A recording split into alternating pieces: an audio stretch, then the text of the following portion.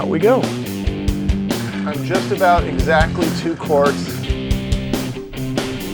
Howdy guys, Jeep and Jason here. Today, another really easy bit of do-it-yourself maintenance for your Jeep. This one, all of us Jeepers can relate to it.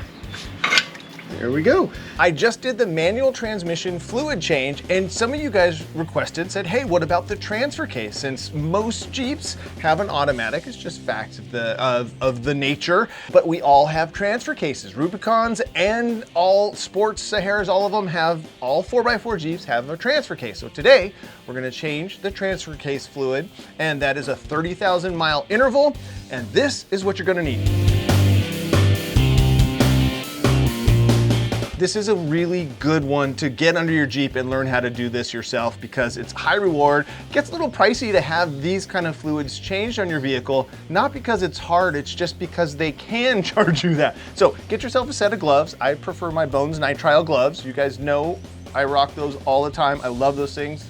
Please help support me. All of this stuff I'll put in my Amazon store for your convenience, but you can also just use that as a jumping off point to purchase wherever you want. I support you guys doing this stuff, and I love when you guys help support me. So thank you for that. All you're gonna need really specialized tool-wise is a 10mm Allen head, and I'm gonna use a socket drive Allen wrench here, and obviously a ratchet. For that, I'm gonna need some Teflon thread sealant. Probably not necessary on this one. It's a little overkill, so that's an option. Some paper towels, oil change bucket, and then the most important part is what that particular part on our Jeeps calls for is ATF +4. Now I have been using this Lucas multi-vehicle automatic transmission fluid. This is kind of like the Frank's Red Hot to me. I put this junk in everything, and I put this in the truck transmission. I've put this in the Tahoe transmission when I did the transmission fluid change. So that's a 4L60E in that thing, in that transfer case. It's been in the transfer case for this. I'm actually not super behind on this particular fluid change. It's just when I was really far behind on the manual transmission. This stuff, don't know how it works, but it's magic. This is the Lucas stuff. I'll put this in the Amazon store. I have a lot of confidence in this. For some reason, it just works in everything I've put it in. So again, ATF +4 is what you want. This is a semi-synthetic, it's not a full synthetic, and I don't honestly know, I don't have the technical specs on tell you why if that's better or not. I just have had such good luck over so many years with this stuff. I just stick with it. And it's like Frank's Red Hot, just put it in everything. So anyway, let's get started. Let me get you underneath and we'll run you through the basic stuff of getting this done. Again, all skill levels, get out here, get underneath your Jeep, learn a little bit about looking at different parts and going, oh, I've never looked at that and this is how that works. It's really fun. Let's get going. All right, now as we slide under your Jeep's DMs, this is the transfer case right here. Now, when you get underneath your Jeep, you will have, if you don't have, I have aftermarket skid plates under here and I pulled all that stuff off. The factory has this little skirt that goes right here. It's called a skid plate as well. And it's just a couple of bolts. There's 4 of them. There'll be 2 right here on the cross member and then 2 back here. And just buzz those off, not hard to do. And then that gets out of the way and then you can get full access to this thing. Now I just took all of my skid plates off because I'm doing some routine maintenance here anyway. The basic principle of your transfer case is this is the drive shaft that goes to the rear axle and to the rear end of the Jeep. And this runs directly out of the tail shaft of the transmission. And that is very standard. And that transfers the power from the engine to the transmission to the drive wheels of your vehicle. Now, this little magical gizmo here is what actually helps transfer the power to the front wheels as well. And so in this particular one, there's a chain and a couple of gears. And once you switch that little lever inside the cab into 4 high or even better 4 low, that engages that chain and this gears and drives the front drive shaft. And that's how you get the magic of 4-wheel drive. Now, another thing to keep in mind when you get underneath your vehicle is to put some eye protection on. I need glasses to see up close anyway because I'm an old man now. And so these double as eye protection and sight.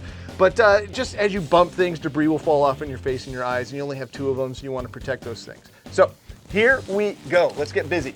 Best practice for changing fluid in any thing like this. I kind of walked you through this on the transmission, differentials, but just in case. Best practice is always to loosen the fill plug first, meaning reason is that in case you can't fill this item, then you can't service it, so there's no point in draining it. So always, best practice, remove the fill first. And so we'll do that.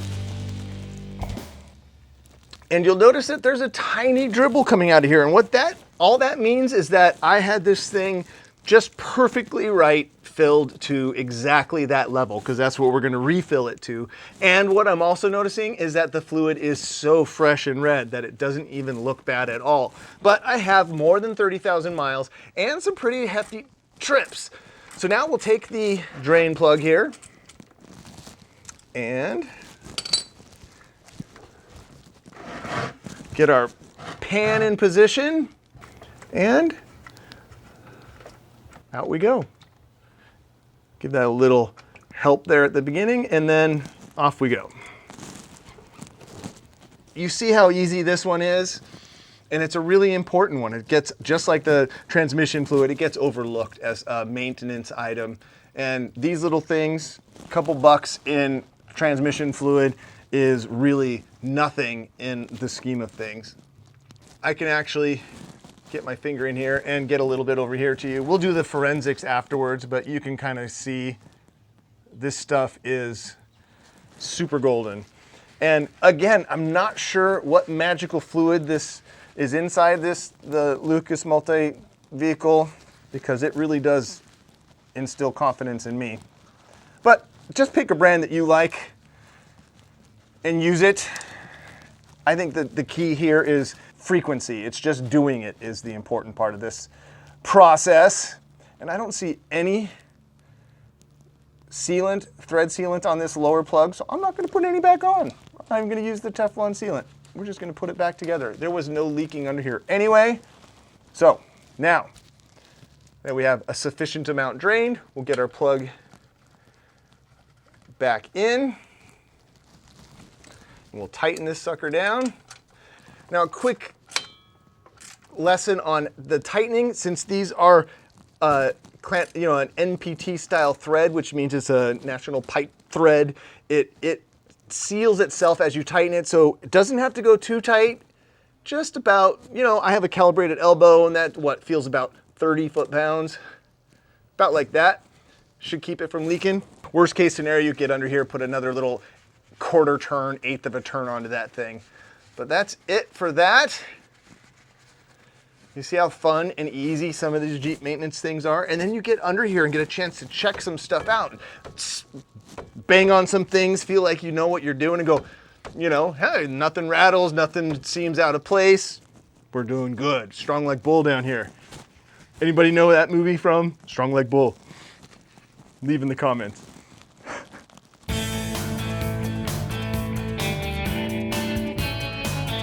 All right, now to fill it. Now there's a few little tricky things here. It's not the easiest thing to reach. Now what I'm using here is just one of the caps off of the gear oil bottles that I just cut off like you would use normally. And we'll see if we can get that in here and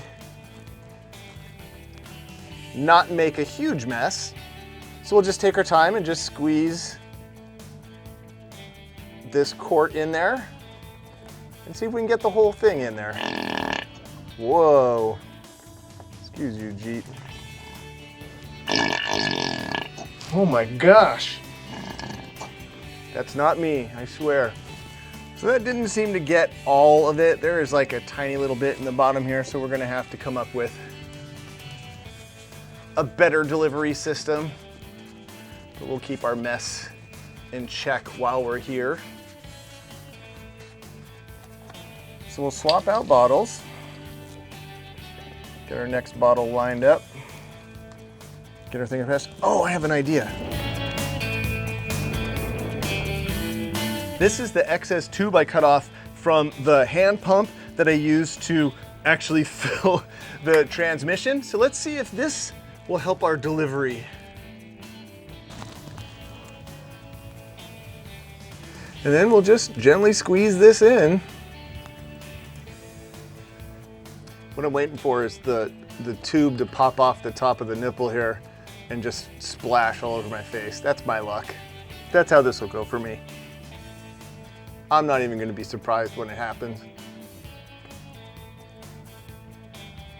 So what we're aiming for is, and what memory serves, 2 quarts should go back in here.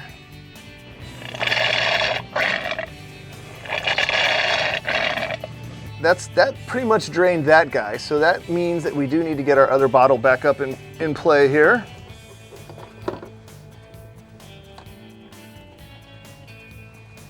Which is no big deal now that we have a good delivery system. So we'll see if we can get the full 2nd quart in there and if that'll do her.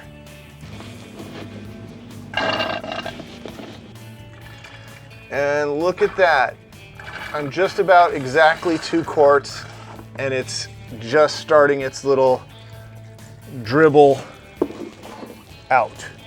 And I will keep that just like that. Perfect. And then we'll just go ahead and tighten this top one. Same drill, about 25, 30 foot-pounds on the calibrated elbow. Not super tight, basically. Just tight enough to be tight. And then we'll wipe off our mess here.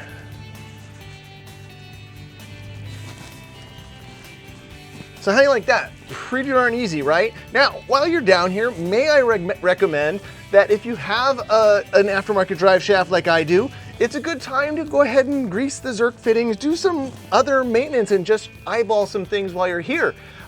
It's a great opportunity, but there you go. That is done. Let's check the fluid just to double check. Wow, right? Easy, fun. Jeeps are cool.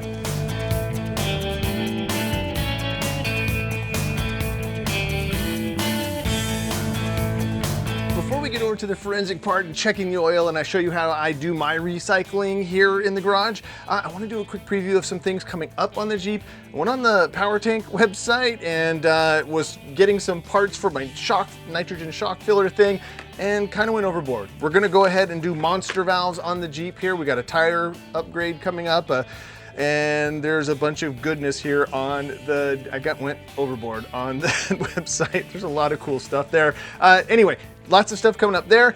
Now, if you're here on the channel and a Tahoe fan, don't worry. Thank you for sticking around. There's a few cool things coming up on that. I have a full light upgrade, headlights, everything, and these little surprise gizmos here. Yeah, I have Baja Designs lights going on that thing. Yeah, we're gonna double the value of the Tahoe again with the lights. It's gonna be pretty rad. So stick around for that stuff. Thank you guys. Now for ease of recycling the oil, you can mix motor oil, diff fluid, trans fluid all in one bin, which I do. So I just fill this thing up and then take it down to my local auto parts store to recycle it and then just bring it back home. So while we're pouring this into our recycle jug, we'll look at it and see. And again, you know, it looks like, I'm glad to have been changing this, but it looks really good. Yeah, I mean, this stuff looks pretty good. I would say for 30,000 miles, this looks great. And I'm stoked to have done this and share with you guys. You guys suggested this literally on Tuesday. Here it is. I'm glad you guys are here watching. I hope you guys get out and try this one. This is an easy, fun one for you guys to do yourself. Learn a little bit about your Jeep, save a little bit of money, work with some basic tools, enjoy a little bit of wrenching and getting just the right amount of dirty working on your rig. And thank you guys so much for watching. And until next time, enjoy your drive.